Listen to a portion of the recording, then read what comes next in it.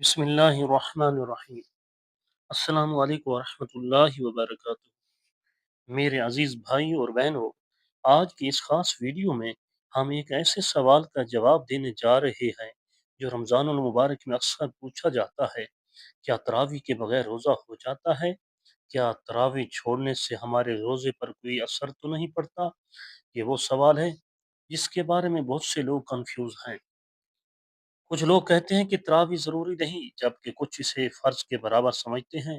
لیکن اصل حقیقت کیا ہے؟ کیا ہم تراویح کو چھوڑ کر بھی رمضان کی برکتیں مکمل طور پر حاصل کر سکتے ہیں، یا پھر تراویح کو چھوڑنے سے ہماری عبادت میں کوئی کمی رہ جاتی ہے؟ اگر آپ بھی یہ جاننا چاہتے ہیں کہ تراویح کے بغیر روزے کی شرعی حیثیت کیا ہے، اور کیا آپ رمضان المبارک کا مکمل فائدہ اٹھا رہے ہیں یا نہیں، تو یہ ویڈیو آخر تک ضرور دیکھیں، کیونکہ آج ہم قرآن و حدیث کی روشنی میں اس سوال کا واضح اور مدلل جواب دیں گے، تاکہ آپ کو کسی بھی قسم کا شبہ نہ رہے۔ تو میرے ساتھ آخر تک جڑے رہیے، کیونکہ یہ ویڈیو آپ کی عبادت کے حوالے سے کئی اہم غلط فہمیوں کو دور کر دے گی۔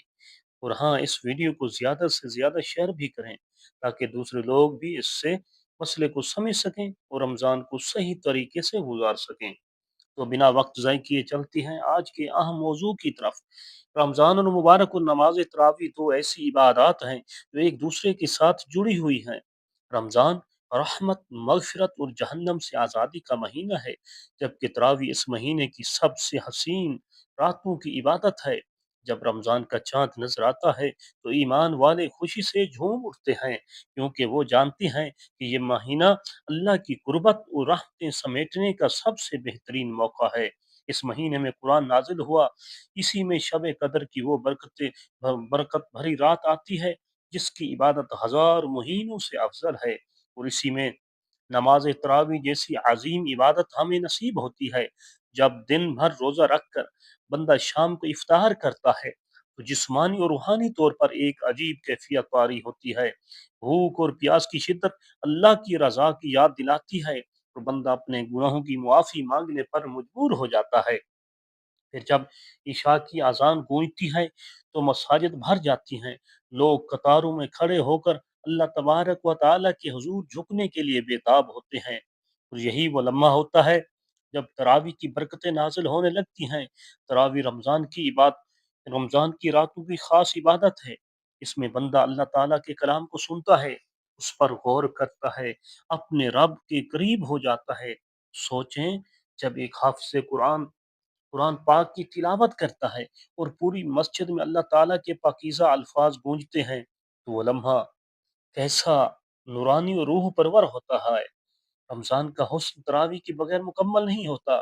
دن میں روزہ اور رات میں قیام، یہ وہ معمول ہے جو نبی کریم صلی اللہ علیہ وآلہ وسلم نے ہمیں سکھایا، اور یہی طریقہ صحابہ کرام نے اپنایا۔ یہی وہ مہینہ ہے جس میں دل نرم ہو جاتے ہیں، آنکھیں اشکبار ہو جاتی ہیں، گناہگار بندہ بھی اللہ تعالیٰ کے سامنے جھک کر معافی مانگنے پر مجبور ہو جاتا ہے۔ تراویح میں کھڑے ہو کر قرآن پاک سننا، دل کو جھنجھوڑ دینے والی آیات پر غور کرنا، اللہ کے عذاب اور رحمت کی باتیں سن کر آنسو بہانا، یہ سب وہ چیزیں ہیں جو رمضان کو اور بھی بابرکت بنا دیتی ہیں۔ یہ وہ راتیں ہیں جن میں اللہ اپنے بندوں پر خصوصی نظر کرم فرماتا ہے۔ جو سچے دل سے دعا مانگے اس کی جھولی بھر دی جاتی ہے، جو مغفرت طلب کرے اسے بخش دیا جاتا ہے، یہ نیکیوں میں سبقت لے جانا چاہے اس کے لیے جنت کے دروازے کھول دیے جاتے ہیں۔ تراویح ان راتوں کو مزید حسین بنا دیتی ہے، کیونکہ یہ صرف ایک عبادت نہیں بلکہ بندے اور رب کے درمیان محبت اور قربت کا اظہار ہے۔ اگر کوئی پوچھے کہ رمضان میں کیا خاص ہے، تو جواب ہوگا روزہ، قرآن، تراویح اور دعا۔ یہ چار چیزیں رمضان کی حقیقت کو واضح کرتی ہیں۔ جو شخص رمضان کی راتوں کو تراویح میں گزار لے، اس کا ایمان مضبوط ہو جاتا ہے، اس کے گناہ مٹ جاتے ہیں، اور وہ جنت کا حقدار بن جاتا ہے۔ اس لیے ہمیں چاہیے کہ رمضان کی ہر رات کو قیمتی سمجھیں، تراویح کی نماز کو لازم پکڑیں، قرآن سنیں، اللہ کی رحمت کے طلبگار بنیں، اور اس ماہ مبارک کے ایک ایک لمحے کو قیمتی بنا لیں۔ نماز تراویح کی تاریخ اسلام کے ابتدائی دور سے جڑی ہوئی ہے، اور اس کی ابتدا نبی کریم صلی اللہ علیہ وآلہ وسلم کے زمانے میں ہوئی۔ یہ نماز رمضان المبارک کی راتوں میں ادا کی جاتی ہے اور اس کی بڑی فضیلت بیان کی گئی ہے۔ نبی کریم صلی اللہ علیہ وآلہ وسلم نے خود بھی یہ نماز ادا فرمائی اور صحابہ کرام کو بھی اس کی ترغیب دی۔ صحیح احادیث کے مطابق نبی کریم صلی اللہ علیہ وآلہ وسلم نے رمضان کی چند راتوں میں صحابہ کرام کے ساتھ جماعت سے تراویح پڑھی، لیکن بعد میں یہ اندیشہ ظاہر فرمایا کہ کہیں میری امت پر فرض نہ ہو جائے، اس لیے آپ صلی اللہ علیہ وآلہ وسلم نے اس سے بعد جماعت ادا کرنا ترک کر دیا۔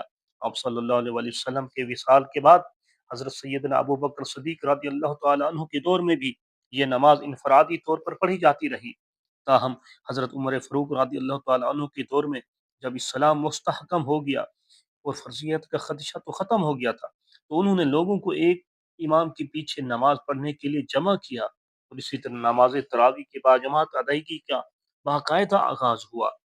حضرت سیدنا عمر فاروق رضی اللہ تعالی عنہ نے حضرت ابی بن کعب رضی اللہ تعالی عنہ کو امام مقرر فرمایا اور 20 رکعت تراویح کا طریقہ رائج کیا، جو بعد میں صحابہ کرام تابعین کے دور میں بھی جاری رہا۔ امام مالک، امام شافعی، امام احمد بن حنبل اور دیگر فقہائے کرام رضوان اللہ تعالی علیہم اجمعین بھی 20 رکعات کے عمل کو برقرار رکھا اور امت میں یہی طریقہ عام طور پر رائج رہا۔ البتہ بعض روایات میں 8 رکعات کا ذکر بھی ملتا ہے، لیکن جمہور امت 20 رکعات کے طریقے پر عمل پیرا ہے۔ خلافت راشدہ کے بعد بنو امیہ اور بنو عباس کے بھی ادوار میں تراویح کی نماز بعد جماعت پڑھی جاتی رہی اور اس سے مزید اہتمام کے ساتھ مساجد میں جاری رکھا گیا۔ خاص طور پر مسجد حرام اور مسجد نبوی میں تراویح کے دوران مکمل قرآن پاک سننے کا معمول بنا، جو آج تک جاری ہے۔ خلافت عثمانیہ کے دوران بھی تراویح کا سلسلہ جاری رہا اور اس سے مزید منظم انداز میں ادا کیا جانے لگا۔ میرے صغیر میں بھی یہ روایت شروع سے ہی موجود رہی اور علماء اور مشائخ نے اس کے اہتمام پر زور دیا اور دور حاضر میں بھی تراویح کا سلسلہ پوری دنیا میں جاری ہے اور مختلف ممالک میں اسے مختلف انداز سے بھی ادا کیا جاتا ہے۔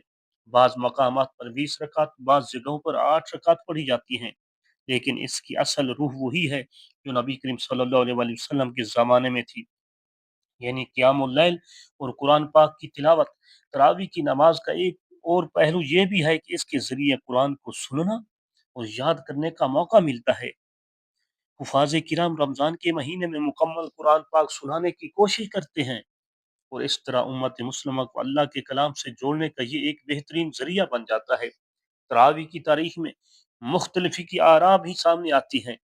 بعض علماء کرام نے 8 رکعت کے حق میں دلائل دی ہیں، جبکہ جمہور علماء 20 رکعت کے قائل ہیں۔ احادیث مبارکہ میں دونوں روایات موجود ہیں، لیکن عمل اور تواتر کی بنا پر 20 رکعت کا طریقہ زیادہ مستند مانا جاتا ہے۔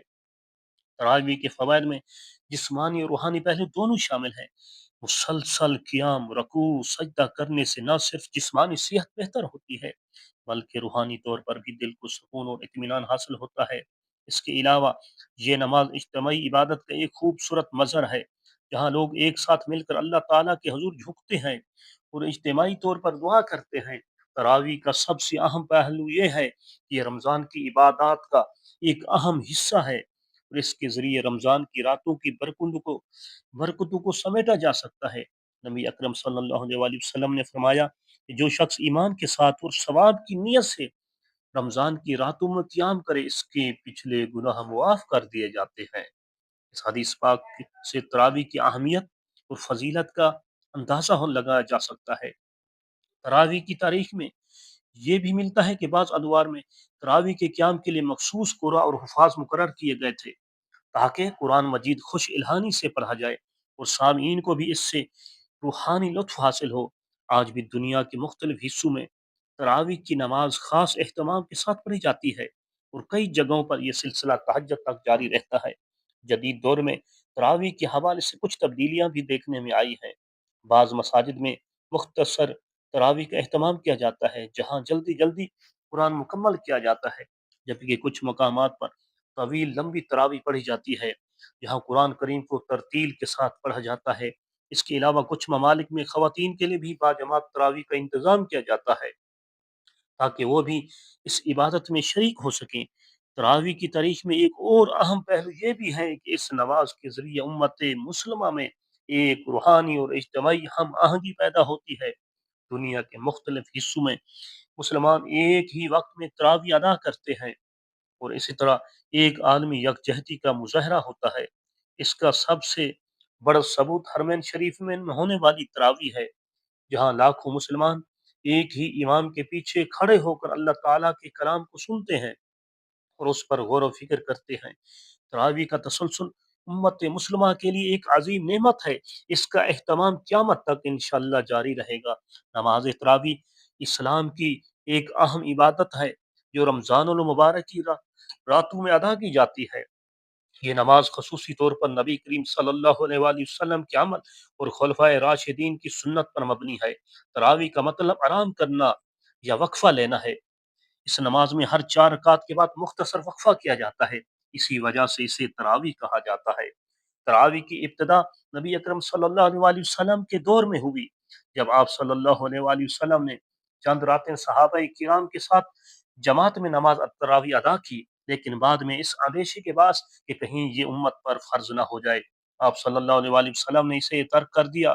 تاہم آپ صلی اللہ علیہ وآلہ وسلم کی حیات مبارکہ میں اور بعد ازاں حضرت سیدنا ابو بکر صدیق رضی اللہ تعالیٰ عنہ کے دور میں بھی صحابہ کرام نے انفرادی طور پر تراویح ادا کرتے رہے۔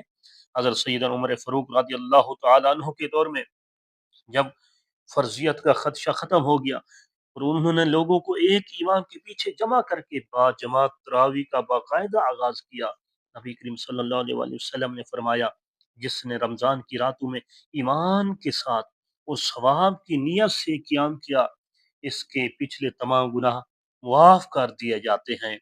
سرکار علیہ الصلوۃ والسلام نے یہ فرمایا تھا، من قام ایمانا و احتسابا غفر له ما تقدم من ذنبه۔ اس حدیث پاک سے معلوم ہوتا ہے کہ تراویح پڑھنا نہ صرف باعث اجر و ثواب ہے، بلکہ یہ مغفرت کا بھی بہترین ذریعہ ہے۔ روزہ اور تراویح دونوں عبادات رمضان المبارک کی خصوصی برکتوں میں شامل ہیں۔ روزہ فرض ہے اور تراویح سنت مؤکدہ ہے۔ جو شخص روزہ رکھتا ہے مگر تراویح ادا نہیں کرتا، وہ ایک عظیم سنت کے اجر سے محروم ہو جاتا ہے۔ تراویح کا مقصد صرف قیام نہیں، بلکہ قرآن سننے، اس پر غور کرنے اور راتوں کو اللہ کی عبادت میں گزارنے کی ایک مبارک صورت ہے۔ حضرت سیدنا عمر فاروق رضی اللہ تعالیٰ عنہ نے اس کو با جماعت ادا کرنے کا اہتمام کیا اور صحابہ کرام رضوان اللہ تعالیٰ عنہم اجمعین نے اس پر عمل کیا، لہٰذا یہ ایک مضبوط سنت بن گئی۔ تاہم اگر کوئی شخص روزہ رکھے مگر کسی وجہ سے تراویح نہ پڑھ سکے تو اس کا روزہ صحیح ہوگا، کیونکہ روزہ فرض ہے اور تراویح سنت ہے، لیکن اسے چاہیے کہ وہ اپنی استطاعت کے مطابق تراویح کا اہتمام کرے تاکہ رمضان کی برکات سے مکمل طور پر فائدہ اٹھایا جا سکے۔